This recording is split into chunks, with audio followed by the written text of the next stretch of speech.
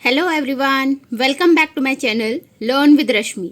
आज इस वीडियो में हम बात करेंगे टेलर के प्रिंसिपल्स की। FW टेलर, इसके साइंटिफिक प्रिंसिपल्स के बारे में हम समझेंगे कि इन्होंने कौन कौन से प्रिंसिपल्स दिए हैं। इन्होंने देखिए दो चीज़ें दी, एक तो साइंटिफिक प्रिंसिपल्स और साइंटिफिक टेक्निक्स। अब इन दोनों के बारे में हम पढ़ेंगे कि कौन कौन से साइंटिफिक प्रिंसिपल्स थे जो FW टेलर ने बताए या कौन कौन सी साइंटिफिक टेक्निक्स हैं।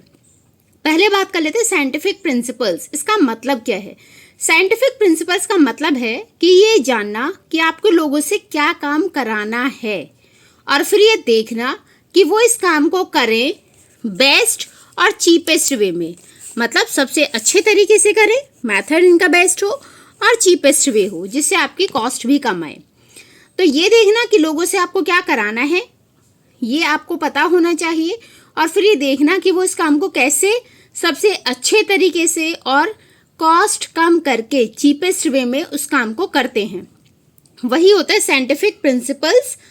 ठीक है, साइंटिफिक प्रिंसिपल्स जो FW टेलर ने हमें बताए हैं, राइट। तो इनका मतलब था कि लोगों से ऐसे काम कराओ, आप ऐसा मेथड आप उन्हें बताओ, ट्रेन करो पहले तो लोगों को, फिर उनके पास जो बेस्ट मेथड होगा उस मेथड से उनसे काम कराएं ताकि आपका आउटपुट बढ़े। ठीक है, अब बात कर लेते हैं ऐसे कौन कौन से प्रिंसिपल्स ऑफ मैनेजमेंट है। देखिए FW टेलर की जो थ्योरी है, जो उन्होंने काम किया, वो लोवेस्ट लेवल पर किया था। जबकि अगर हम फेयोल की बात करें तो फेयोल ने टॉप लेवल मैनेजमेंट पर काम किया था, हाईएस्ट लेवल पर उनकी स्टडी थी। और FW टेलर की जो स्टडी है, जो प्रिंसिपल्स इन्होंने दिए हैं, वो ग्राउंड लेवल के प्रिंसिपल्स नहीं है, मतलब लोवेस्ट लेवल के प्रिंसिपल्स इन्होंने बताए हैं कि आपको एम्प्लॉयज से कैसे काम कराना है, या एम्प्लॉयज आपको अपना प्रोडक्शन बढ़ाना है तो प्रोडक्शन आप कैसे बढ़ाएंगे। ठीक है, अब बात कर लेते हैं इनके साइंटिफिक प्रिंसिपल्स की। 4 इन्होंने प्रिंसिपल्स दिए। फर्स्ट प्रिंसिपल है science not rule of thumb, कि हमें जो प्रिंसिपल यूज करना है, जो भी हमें मेथड यूज करना है, वो साइंटिफिक हो। ऐसा ना हो, रूल ऑफ थंब की तरह ना हो कि मैनेजर जो अपने पास्ट एक्सपीरियंस से करता आ रहा था उसी एक्सपीरियंस को आगे फॉरवर्ड करता जा रहा है, उसी चीज़ को ब्लाइंडली फॉलो करते जा रहे हैं। इसका मतलब था कि आप साइंटिफिक मेथड चूज करिए।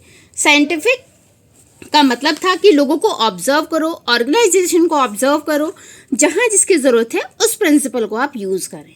ठीक है, जो भी आपको टारगेट बनाना है वो ऑर्गेनाइजेशन की कंडीशन देखकर आप टारगेट बनाइए कि ऑर्गेनाइजेशन में क्या काम कराया जा रहा है, कितना टाइम स्टडी उसकी क्या है, कैसे लोग काम कर रहे हैं, उसे देखकर आप टारगेट बनाएं। ऐसा ना हो कि आप अपना पास्ट एक्सपीरियंस कि हाँ हमारा इतना टारगेट होता था, उतना ही आप उसे आगे के लिए सेट करते जा रहे हैं। ठीक है, सेकेंड है harmony not Discord. Harmony not Discord, harmony मतलब एक दूसरे के सपोर्ट से काम करे। देखिए किसी भी ऑर्गेनाइजेशन में 2 लोग होते हैं, 2 ग्रुप होते हैं, एक वर्कर्स का ग्रुप और एक मैनेजमेंट का ग्रुप। और ये दोनों हमेशा ना एक दूसरे के अपोजिट होते हैं। वर्कर्स को लगता है कि उन्हें कंपनी में एक्सप्लॉयट किया जा रहा है, जबकि मैनेजमेंट को लगता है कि वो ऐसी फ्री में सैलरी दे रहे हैं।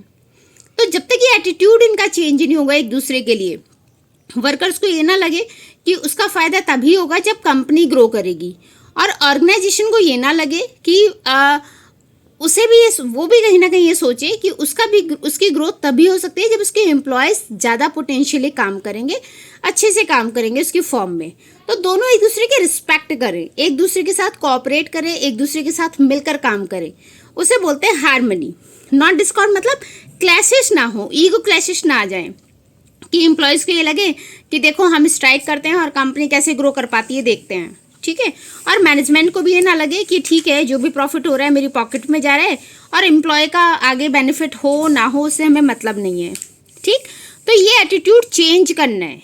हार्मनी का मतलब एक दूसरे के साथ मिलकर काम करना है, क्लैशेस नहीं रखने। ठीक है, जैसे एक एग्जांपल ले लेते हैं। आप जापानीज कंपनी का कभी आपने न्यूज़ में देखा हो या कभी उसके बारे में स्टडी की हो, तो वहाँ के जो एम्प्लॉयज़ होते हैं ना, उन्हें वहाँ के मैनेजमेंट अपनी फैमिली की तरह ट्रीट करता है। और अगर कोई क्लैशेस भी होते हैं उनके आपस में, तो वहाँ के वर्कर्स काम रोकते नहीं हैं। इनफैक्ट वो ब्लैक बैजेस वियर करते हैं अपना अपोजिशन शो करने के लिए। तो मैनेजमेंट को भी समझ में आ जाता है कि अगर इन्होंने ब्लैक वियर किया हुआ है तो मतलब कुछ ना कुछ प्रॉब्लम है, उस प्रॉब्लम को शॉर्ट आउट करने की कोशिश की जाती है। ठीक है, ब्लैक रिबन को वियर करते हैं वो।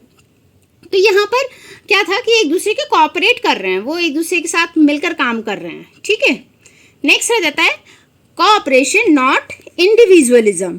तो कोऑपरेशन इसी का ही एक्सटेंड रूप है, इसी को ही आगे थोड़ा सा और इलेबोरेट किया हुआ है। कोऑपरेशन से एक दूसरे की हेल्प से काम करें, एक दूसरे के साथ कोऑपरेट करें। अगर मैनेजमेंट मतलब जैसे हमने यहाँ पे पढ़ा था हार्मनी, मतलब एक दूसरे की रिस्पेक्ट करें, तो यहाँ रिस्पेक्ट कैसे बन सकती थी? अगर कंपनी ऑर्गेनाइजेशन ग्रो कर रही है तो उसमें से जितना भी गेन हो रहा है, जो भी प्रॉफिट हो रहा है, उसका कुछ परसेंट वो एम्प्लॉयज़ के साथ शेयर कर सकती है, राइट। यहाँ पर है कोऑपरेशन नॉट इंडिविजुअलिज्म, मतलब एक दूसरे की कोऑपरेट के साथ काम करें, इंडिविजुअलिज्म पर फोकस ना हो। मैनेजमेंट एम्प्लॉयज़ के बारे में सोचे, एम्प्लॉयज़ के लिए काम करे, और जो वर्कर्स हैं वो ऑर्गेनाइजेशन के बारे में सोचें।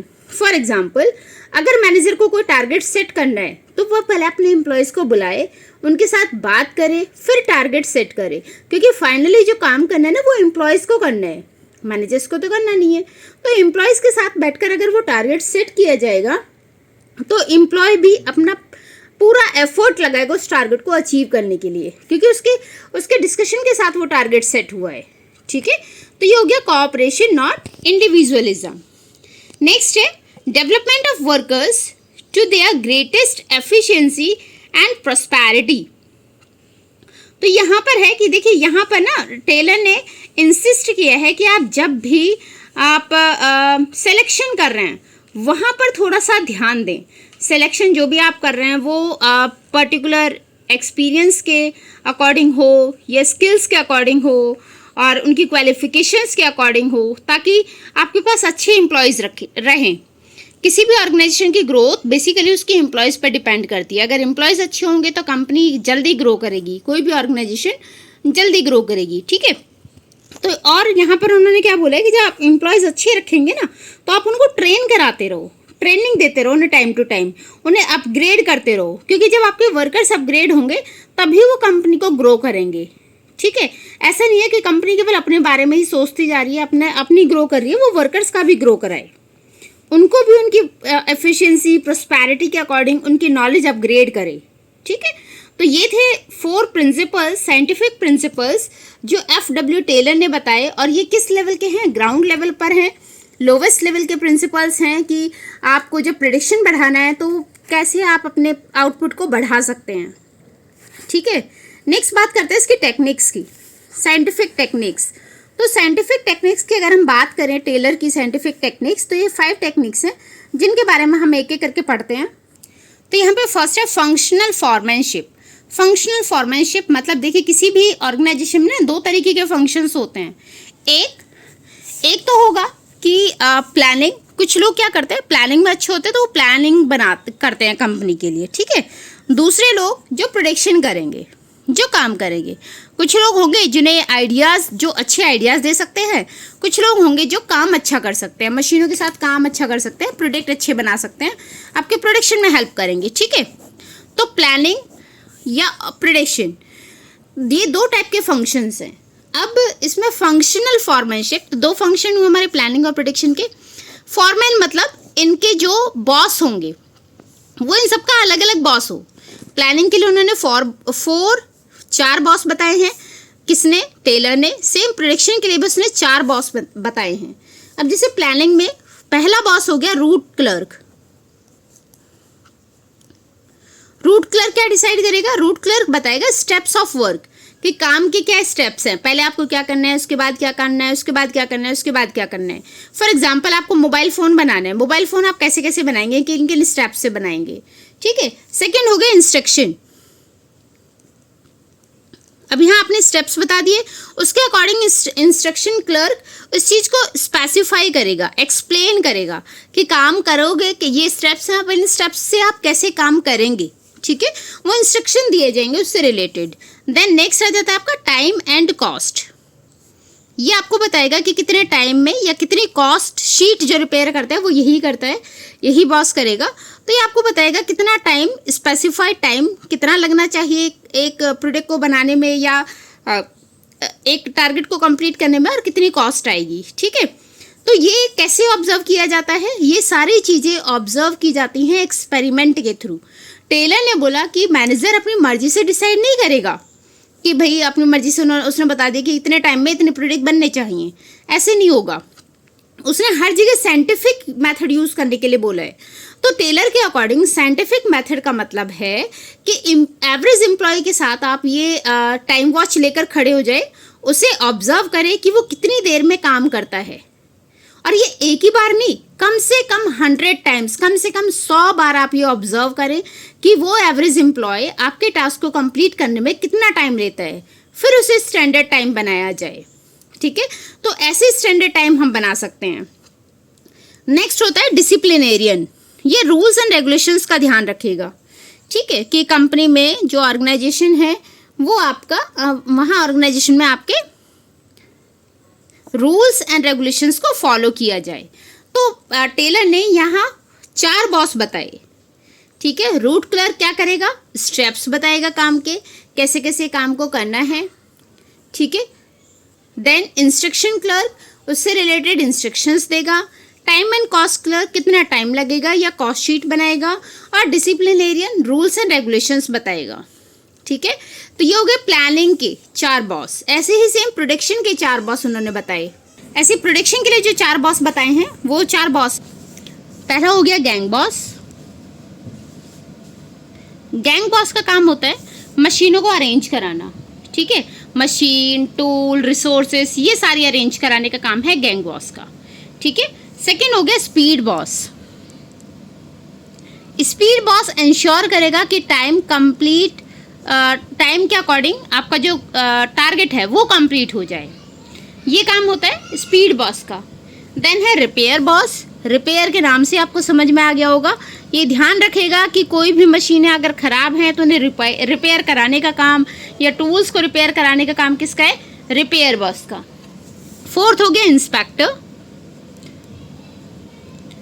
इंस्पेक्टर का काम होता है क्वालिटी चेक करना। ये क्वालिटी पर ध्यान देगा कि जो भी क्वालिटी स्टैंडर्ड आपने सेट किए थे क्या उसी क्वालिटी स्टैंडर्ड के अकॉर्डिंग काम हो रहा है।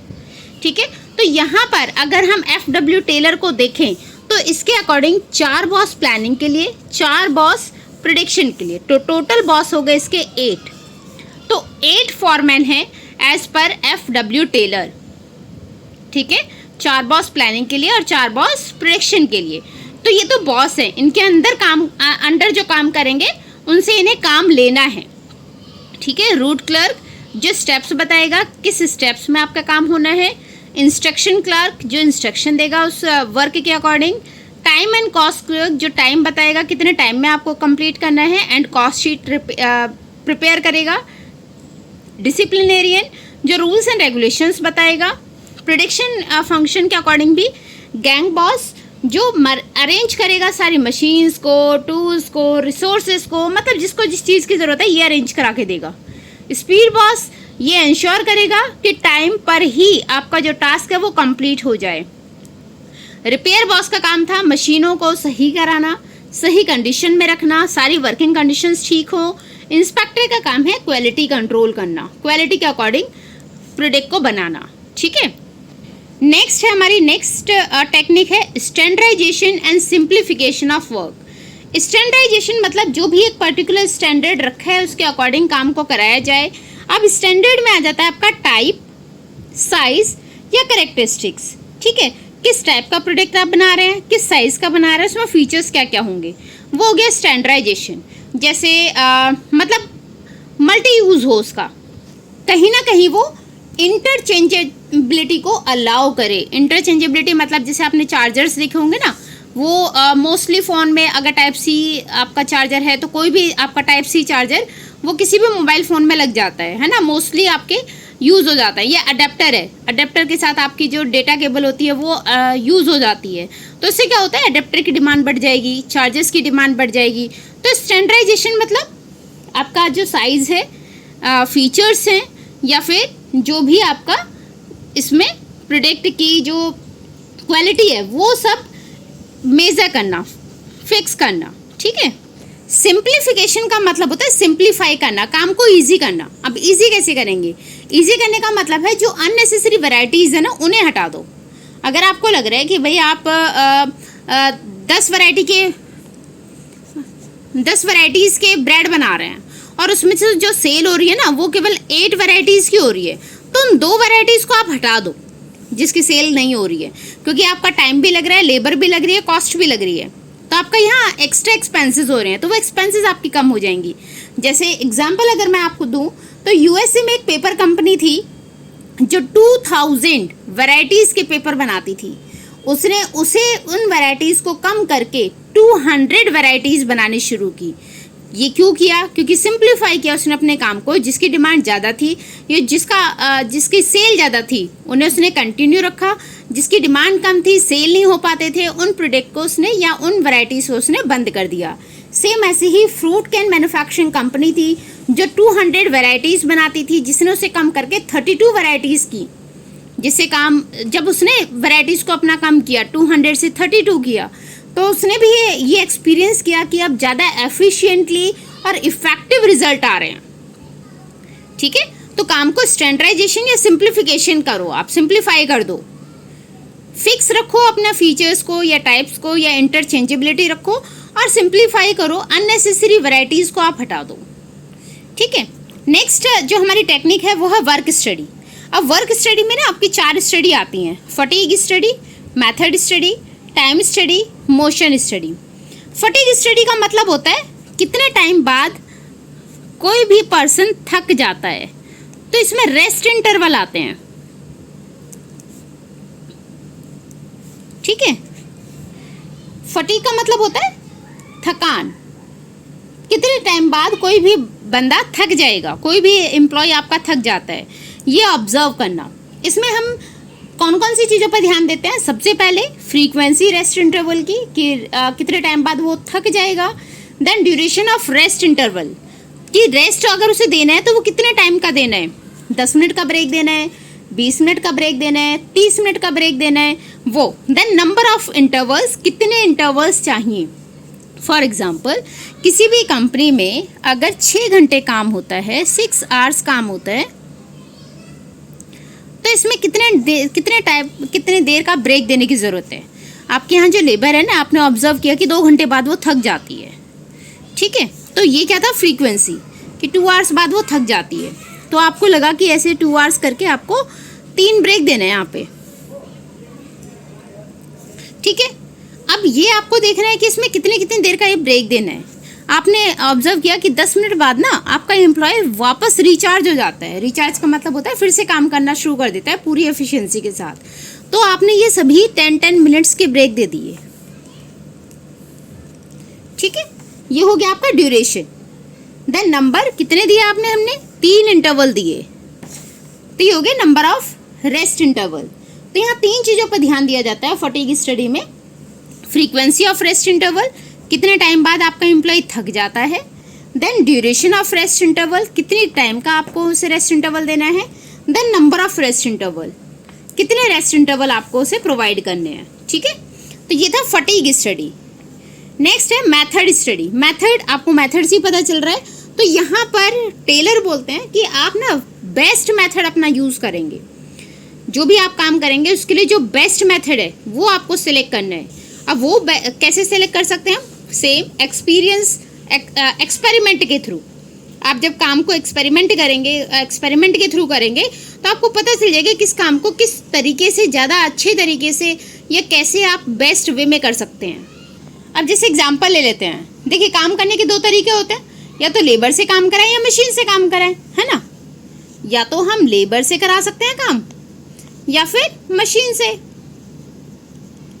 तो यहाँ पर हमें ध्यान रखना है कि हमें लेबर इंटेंसिव टेक्निक यूज़ करनी है या मशीन वाली ये कैपिटल इंटेंसिव टेक्निक यूज़ करनी है। ठीक है, तो मेथड स्टडी मतलब बेस्ट मेथड। आप ये बेस्ट मेथड ढूंढेंगे और उस बेस्ट मेथड से काम कराएंगे। यहाँ ट्रायल एंड एरर मेथड को यूज़ नहीं करना है। मतलब ऐसा नहीं है कि इस बार ये एक्सपेरिमेंट करके देख लेते हैं, इस बार ये एक्सपेरिमेंट करके देख लेते हैं, नहीं, उस मेथड को तो हटाना है, उसको रिप्लेस करना है। तो मेथड स्टडी मतलब बेस्ट मेथड होना चाहिए। जिस बेस्ट मेथड से आप काम कराएंगे तो आपकी कॉस्ट कम आएगी और रिसोर्सेज का बेस्ट यूज़ होगा, मैक्सिमाइजेशन यूज़ होगा, राइट। नेक्स्ट आ जाता है टाइम स्टडी पर। टाइम स्टडी में टाइम डिसाइड किया जाता है, टाइम सेट किया जाता है टारगेट को कंप्लीट करने के लिए। तो यहाँ जैसे हम पहले बता चुके हैं कि एवरेज एम्प्लॉय पे ये कराया जाएगा, ये ऑब्जर्व किया जाएगा एवरेज एम्प्लॉय को।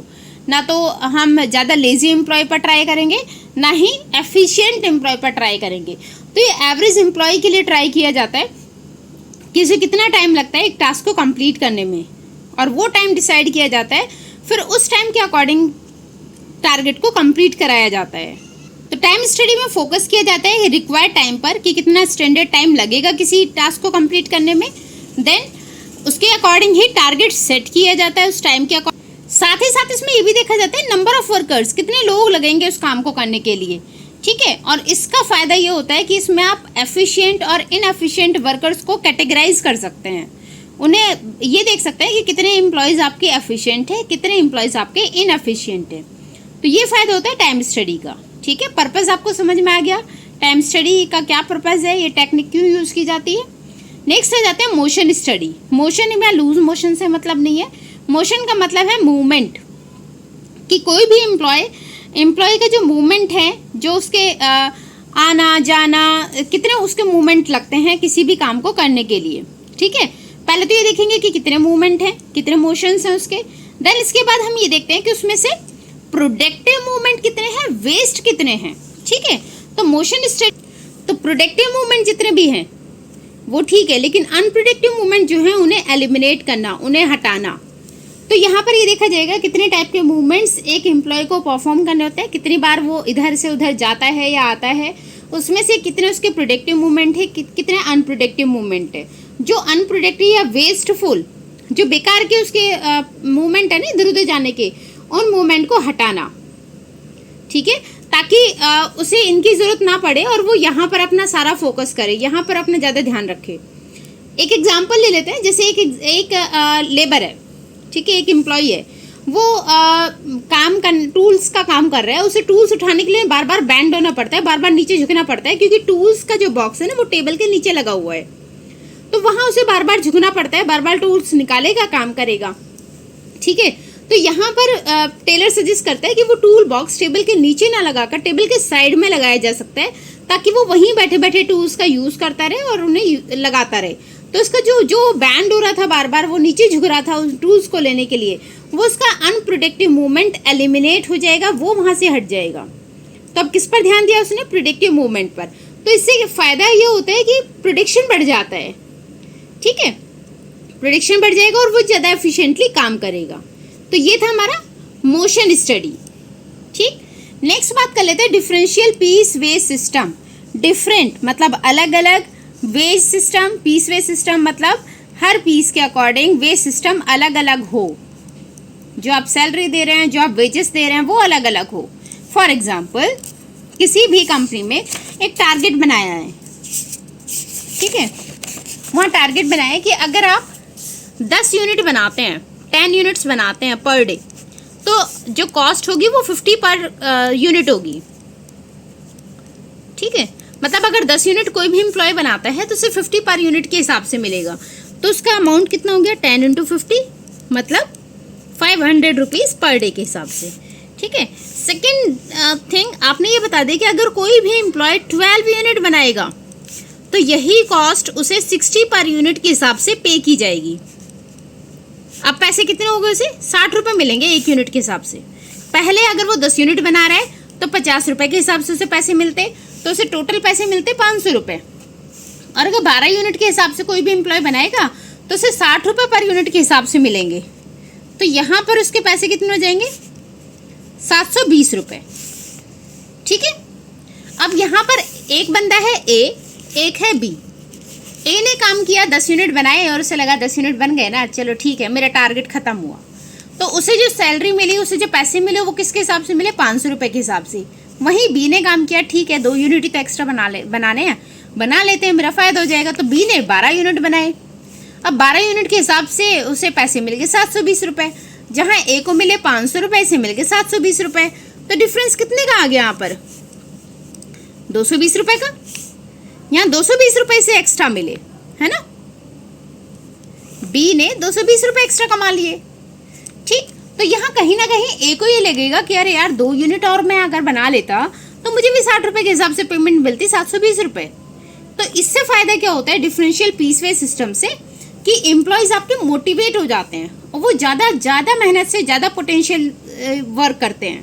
ठीक है, तो डिफरेंशियल पीस वे सिस्टम भी हेल्प करता है आपके एम्प्लॉयज़ को एफिशिएंट या इनएफिशिएंट वर्कर्स को कैटेगराइज करने में। अगर आप एफिशिएंट वर्कर्स को ज़्यादा पे करेंगे इनएफिशिएंट वर्कर्स के मुकाबले उनके कंपैरिजन में, तो इनएफिशिएंट वर्कर भी कोशिश करेगा एफिशिएंट वर्कर्स के बराबर काम करने की, जिससे प्रोडक्शन बढ़ जाता है।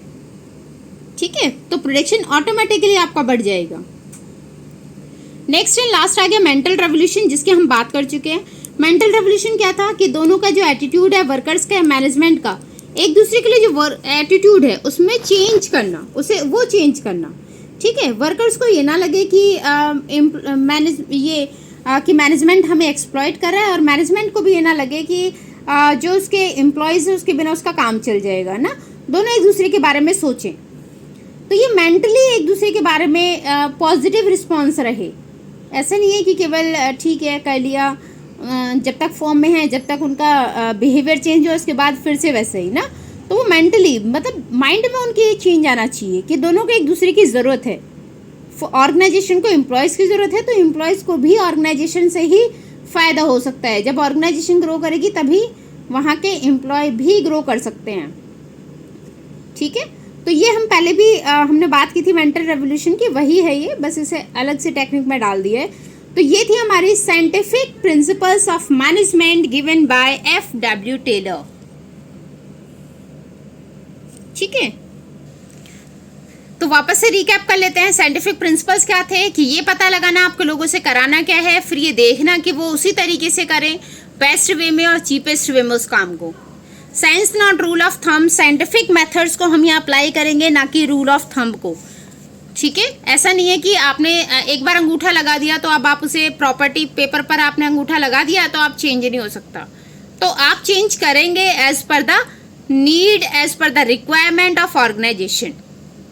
हार्मनी नॉट डिस्कॉर्ड, एक दूसरे के कोऑपरेशन के लिए काम करना है, एक दूसरे के साथ मिलकर काम करना है। ईगो क्लैशेस पर ध्यान नहीं देना, ईगो क्लैशेस नहीं होने चाहिए। एक दूसरे के साथ कोऑपरेट करोगे, इंडिविजुअली वर्क नहीं करेंगे। ठीक है, तो जैसे इंडिविजुअली मतलब एम्प्लॉय का क्या मोटिव होता है किसी भी ऑर्गेनाइजेशन में काम करना, उसकी ज़्यादा सैलरी हो, तो वो ये ना सोचे कि सैलरी मुझे ज़्यादा मिलेगी, हर बार वो सैलरी के लिए ही इंसिस्ट करता रहे। तो वो अगर फॉर्म के लिए ज़्यादा काम करेगा तो फॉर्म ग्रो करेगी और उसे कहीं ना कहीं उसका इनडायरेक्टली वहाँ बेनिफिट होगा। ठीक है, और ऑर्गेनाइजेशन को भी सोचना चाहिए कि अगर एम्प्लॉय ने मेहनत की है ऑर्गेनाइजेशन को ग्रो कराने में, तो वो अपना कुछ % प्रॉफिट का एम्प्लॉयज़ के साथ शेयर करे। देन था डेवलपमेंट ऑफ वर्कर्स, कि यहाँ ध्यान देना है कि वर्कर्स जब आप सेलेक्ट करेंगे वो proper potential, proper skills, proper education, qualification के अकॉर्डिंग सेलेक्ट करें। फिर उन्हें टाइम टू टाइम अपग्रेड करते रहें ट्रेनिंग के थ्रू, उन्हें ट्रेनिंग देते रहें, जिससे एम्प्लॉय आपके एफिशिएंट होंगे। ज़्यादा एफिशिएंट होंगे तो ज़्यादा एफिशिएंटली वर्क भी करेंगे, काम भी करेंगे आपके ऑर्गेनाइजेशन में। टेक्निक्स की हमने बात की थी। फंक्शनल फॉर्मैनशिप, 2 तरीके के फंक्शन होते हैं, एक प्लानिंग, एक दिमाग वाला काम है, तो एक हाथों वाला काम है, प्रोडक्शन का काम है। तो दोनों में ही 4 फॉरमैन बताए थे, जिसमें root clerk, instruction, time and cost clerk, disciplinarian था। और अगर हम प्रोडक्शन की बात करें तो उसमें भी 4 थे, gang boss, speed boss, repair boss, inspector. Standardisation में काम को सिंपल करना, उसकी जो साइज़ है, जो फीचर्स है वो फिक्स करना, और सिंप्लीफिकेशन में जो अननेसेसरी वैरायटीज़ हैं उन्हें एलिमिनेट करना। देन वर्क स्टडी में हमने 4 स्टडी के बारे में पढ़ा। फटीग स्टडी, कितनी देर बाद एक एम्प्लॉय थक जाता है ये देखना, फिर उसके अकॉर्डिंग उसे कितने इंटरवल्स देने हैं और कितने टाइम का इंटरवल देना है, ड्यूरेशन कितना होगा। मेथड स्टडी में किस मेथड से काम कराएंगे आप, लेबर इंटेंसिव टेक्निक या कैपिटल इंटेंसिव टेक्निक। लेबर से काम कराएंगे तो खर्चा कम आएगा या ज़्यादा आएगा। सेम मशीनों से अगर आप करेंगे तो आपका खर्चा कम आएगा या ज़्यादा आएगा, वो ऑब्जर्व करना, फिर उसके बाद उस मेथड को यूज़ करना। Time study, average time, standard time decide करना। यहाँ आपको फ़ायदा होता है कि आपको एक टाइम पता चल जाता है, उसके अकॉर्डिंग आप टारगेट सेट कर सकते हैं, जिसमें आपको ये भी पता चल जाता है कि आपके एफिशिएंट वर्कर या इनएफिशिएंट वर्कर कितने हैं या कौन कौन हैं।